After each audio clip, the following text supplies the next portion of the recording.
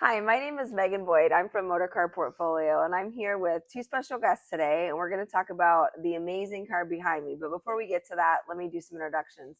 This is Jim Pelosi of Customs Unlimited, who built the car, and this is Gene Easley, who had the idea for the car and is the owner of the car. So I just wanted to talk to them today for a minute about this really special, unique piece. It's beautiful, as you can see behind us. The paint is amazing. So first, let's start with Gene.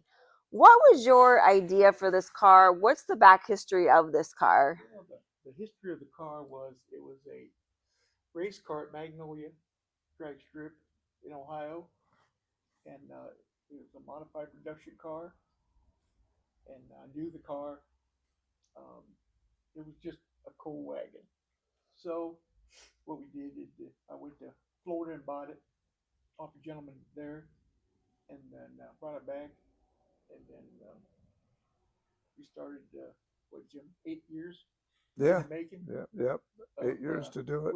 with the ideas that we changed this, we changed that, and I just wanted it to be different. I wanted nobody to have a car like this. So Yeah, you definitely succeeded in that. Now, what was the car like when you got it? Was it like a full drag car with an engine and a roll cage, or just more of a body? no, no, it had a lot of rust. Yeah, It had a lot of rust. No motor, no transmission. Uh, it was it was a total restoration needed done, and that's why it took so long. You know, a year. It just we put every new piece on it. Every nut and bolt was chromed, stainless steel exhaust. so you basically made a new 1957 Yes, Chevrolet that's wagon. correct. Now, when he came to you with this idea and with this car, did you have the vision in your head where you wanted it to go, or was there concept drawings ahead of time, or you're just like, let's just start doing it and see what happens? I really didn't have any kind of a vision. It was so rough that I just didn't know what to do with it Or yet. if you wanted to do it, no. Well, I've known Gene for a long time, so regardless, I would have done it. Right. But yeah, we just stripped it down and just kind of stood back and looked at it, and it would be cool if we did this. It'd be cool if we did that. And Gene kind of said, "Go for it." So we just started from there, and as we went along, we did little modifications and changes, and went from there. Now, how did you decide on this gorgeous color? I think everyone will agree that sees this car. It just, the paint is so deep on this car. It looks you could just stick your finger right Hmm. into the side. What was your inspiration for choosing this color? I think it just stood out to us on the chart and stuff. Mm-hmm. And Jim says, "Hey, let's do this. We'll paint it this color." He used a silver metallic base Okay. on it, and then a whole lot of paint and a whole lot of clear. Hmm. And we looked at a couple of different colors and different base colors and stuff like that, but this is what stood out from Mm-hmm. us. Yeah, it just it was just it was just an eye catcher yeah. for me. It was deep right from the Oh start. yeah, Okay. Now let's talk a little bit about this car is an award-winning car in the International Stock Car Association. So the day you started this project, was that always your goal to compete in this, or were you just building a car that you like to start with? How did that all come about? I believe that it was a car that I had no recollection of how well the car would do in the ISCA, Mm-hmm. and it went really above and beyond what I ever expected No. to win a national championship with it Yeah, in its that's class. awesome.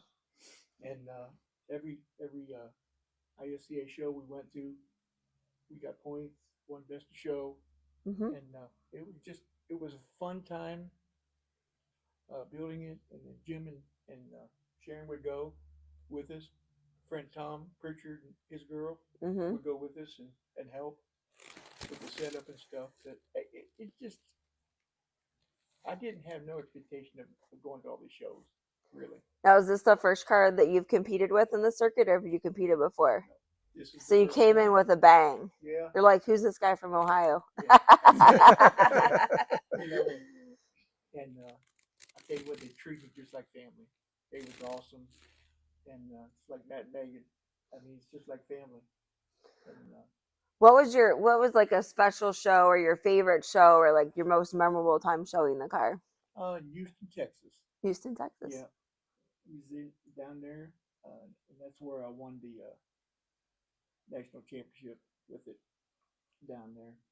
And it was good. It was just fun. It was a good time, but for health reasons, I couldn't continue it. Mm-hmm. I just couldn't continue the upkeep on it, and I couldn't depend on uh, Tom and Jim and to go all the time. Mm-hmm. And majority of the time they went. You know, and we went to New York with the car and one up there, and just about everywhere we went with the car. And Neat. I was pretty excited. I would be Mm-hmm. too. I'd be Mm-hmm. too. Now, is this the first? Well, I know it's not the first, but is this? I know you've had some other amazing cars. You've done restored. You've done our GTO for us. It was awesome. But is this the first car you've ever got into the ISCA with, or have you had other cars? No, we had a 55 Thunderbird that we completed in the SCA with, and it did pretty well. It got best custom, and Gene just said, after a while, he just said, let's do this. Mm-hmm. So we kind of went wild with it, and uh, Jumped in with both feet. jumped Yeah. in, and it turned out great. Yeah, that's for sure. And I mean, I think that's a hard circuit to be in It is. because you don't. It's so personal with the judges. It's are they going to like this? Are they going to like that? Where if you're just competing with stock vehicles, Mhm. it's like, okay, we know this fender gap is perfect, this paint is perfect.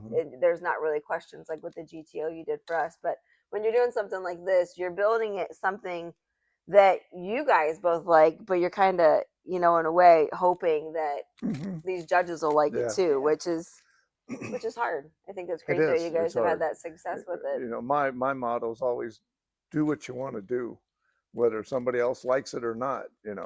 Well, that's a And perfect motto for owning a custom shop. and yeah, and Gene just said that let's Hey, do let's do do it. do it. And I left a lot up to him to change. Yeah. We talked Mhm. about it, Yeah.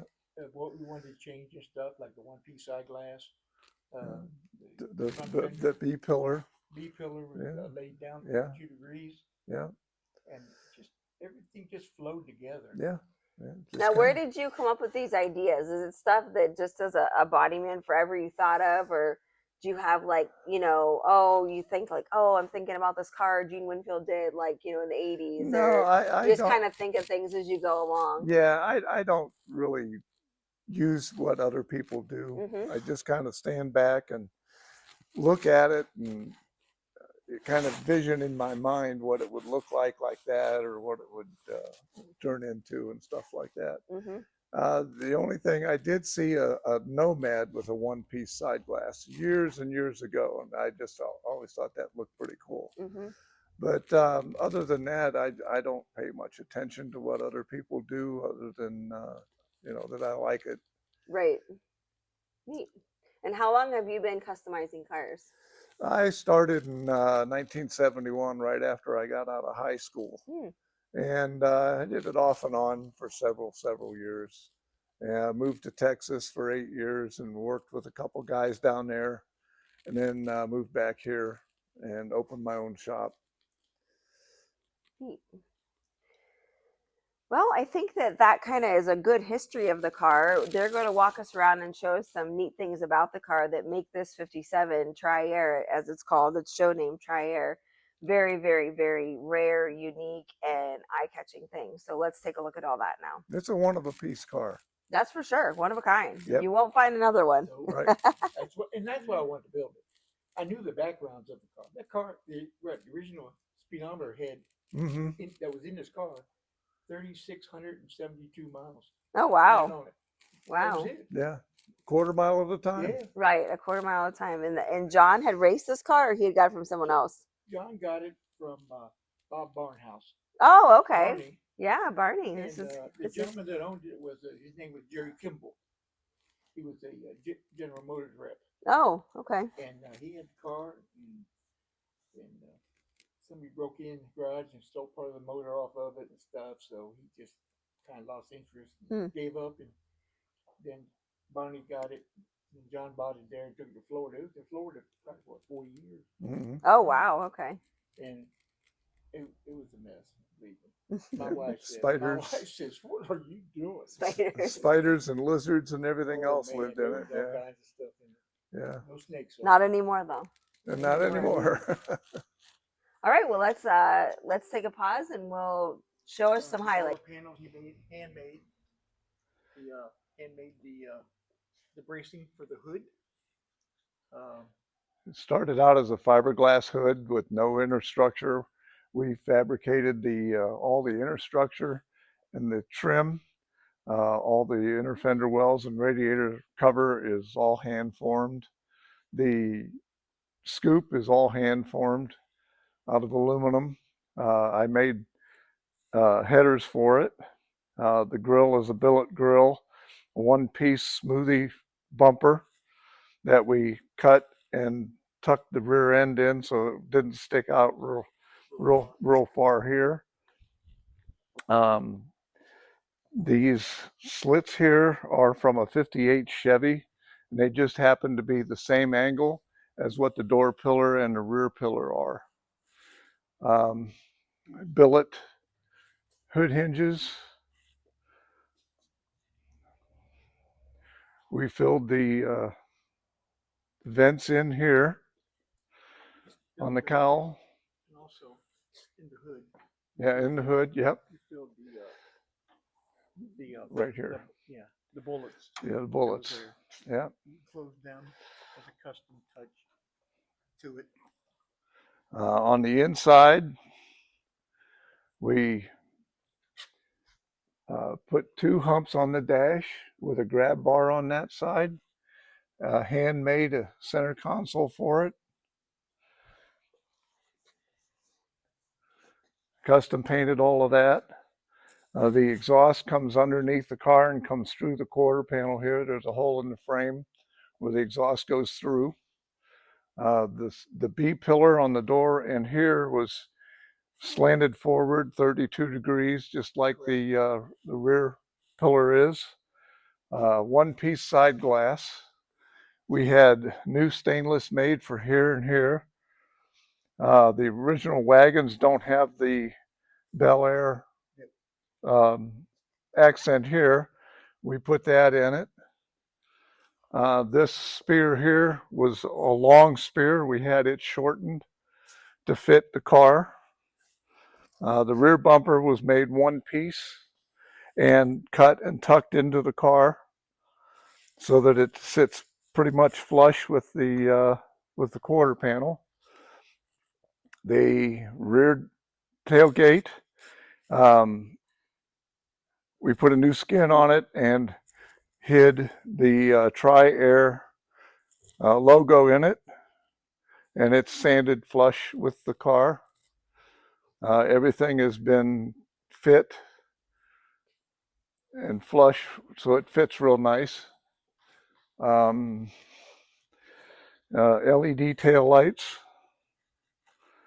and that's pretty much it.